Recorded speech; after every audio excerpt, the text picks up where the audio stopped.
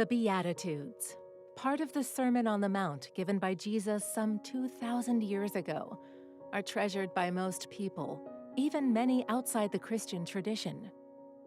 For example, for Leo Tolstoy, the acclaimed Russian author, along with Mohandas Gandhi, the Hindu social activist, the Beatitudes of the Sermon on the Mount drew their praise and, they admit, shaped their worldviews. In the present modern era, some Christians who claim a positive attitude toward the Beatitudes have tried to suggest that the Beatitudes are a considerable positive evolution, even improvement, of Old Testament law. However, during his Sermon on the Mount, Jesus comments on the vast parameters of the Old Testament Decalogue. Moreover, various Old Testament materials also announce divine Beatitudes, which are connected to a very positive attitude about the law.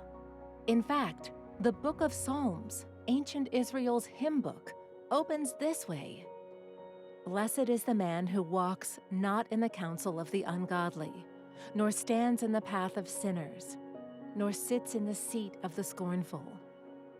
But his delight is in the law of the Lord, and in his law he meditates day and night." Psalms 1, verses 1 to 2. Notice carefully the link between verse 1 and 2. The psalmist's delight is in the law of the Lord. Christian hymnody has various hymns about obeying God's law, but always missing is the sentiment of delighting in it. Yet Old Testament psalmists' delight was in God's law. Thinking about laws supposedly is the lawyer's task. They spend their lives and professional work studying and comparing laws and law codes. For most other people, thinking about law is not necessarily a positive activity, let alone something that brings delight. But the ancient psalmist insisted that true delight comes from being immersed in God's law. Maybe Christians need to again realize the glorious nature of divine law and the blessing the lawgiver intended it to be. We like to call God Father, so it shouldn't surprise us when he acts like a father, seeking to protect his earthly family and his property, the created world, from grave dangers that would harm, and at the same time bringing that which delights and blesses. The law is not restrictive. It is not a burden, nor a straitjacket to which we must conform. In fact, if we truly faced our sinful nature, we would have to admit that even our outward conformity to the law is defective.